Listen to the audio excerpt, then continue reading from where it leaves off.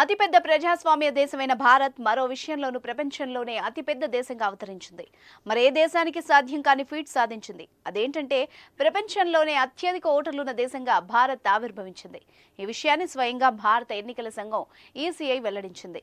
రానున్న లోక్సభ ఎన్నికలకు 96.88 కోట్ల మంది ప్రజలు ఓటు వేయడానికి అర్హులని తెలిపింది. ప్రజాస్వామ్య భారతదేశంలో అతిపెద్ద పండగ త్వరలో జరగబోతోంది. ఈసారి మహా పండగకు 97 కోట్ల మంది ప్రజలు ఓట్లు వేయనున్నారు. గజం కేవలం 500 రూపాయలతో 1210 గజాల భూమి కేవలం 6 లక్షలు మాత్రమే. రానున్న లోక్సభ ఎన్నికల్లో దాదాపు 97 కోట్ల మంది భారతీయులు ఓటు వేయడానికి అర్హులవుతారని, వారు తమ ఓటు హక్కును వినియోగించుకోవచ్చని భారత ఎన్నికల సంఘం వెల్లడించింది. ఈ ఏడాది కొత్తగా 2 కోట్ల మందికి పైగా యువత ఓటర్లుగా మారారు. 18 నుంచి 19 ఏళ్ల వయసు గల యువ ఓటర్లు 2 కోట్ల మందికి పైగా జాబితాలో చేరారని ఎన్నికల సంఘం తెలిపింది.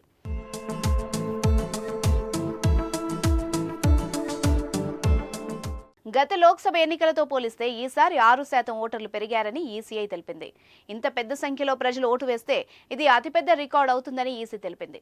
ప్రపంచంలోనే అత్యధిక ఓటర్లు భారతదేశంలో రాబోయే సార్వత్రిక ఎన్నికలకు ఓటు వేయడానికి నమోదు చేసుకున్నారని ఎన్నికల సంఘం తెలిపింది. ఇది కాకుండా లింగ నిష్పత్తి 2023లో 940 నుండి 2024 నాటికి 948కి పెరిగింది. ఓటర్ జాబితా సవరణలో పారదర్శకతకు ప్రాధాన్యత ఇచ్చామని, జాబితా ఖచ్చితత్వంపై పూర్తి శ్రద్ధ పెట్టామని ఎన్నికల సంఘం అధికారి తెలిపారు. ఈ సందర్భంగా chief election commissioner Rajiv Kumar మాట్లాడుతూ 2019 నుంచి నమోదైన ఓటర్లలో 6% పెరుగుదల ఉందని, ప్రపంచంలోనే అతిపెద్ద ఓటర్లు 96.88 కోట్ల మంది వచ్చే లోక్సభ ఎన్నికలకు ఓటు వేయడానికి సిద్ధంగా ఉన్నారని,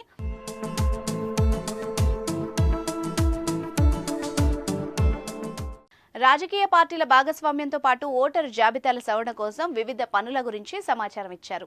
మహిళా ఓటర్ల సంఖ్య కూడా భారీగా పెరిగిందని తెలిపారు. ఎన్నికల కమిషన్ తాజా డేటా ప్రకారం ఉత్తరప్రదేశ్లో అత్యధికంగా 15.30 కోట్ల మంది ఓటర్లుండగా, లక్షద్వీప్లో అత్యల్పంగా ఓటర్లున్నారు. దేశవ్యాప్తంగా commission door to door verification చేసిన తర్వాత దాదాపు 1.65 కోట్ల మంది పేర్లు తొలగించబడ్డాయి. వీటిలో మరణించిన వాళ్ల సంఖ్య 67.82గా ఉంది. అదే సమయంలో 75.11 లక్షల మంది శాశ్వతంగా వేరే ప్రదేశానికి మారారు. ఏది ఏమైనా అతిపెద్ద ప్రజాస్వామ్య దేశమైన భారత్లో అధికంగా ఓటర్ నమోదు కావడం అందరికీ గర్వకారణమని చెప్పాలి. యువత ఓటర్ నమోదుతోనే ఆగిపోకుండా తప్పనిసరిగా ఓటు వేసి ప్రజాస్వామ్యానికి మరింత గౌరవం పెంచాలని కోరుకుందాం.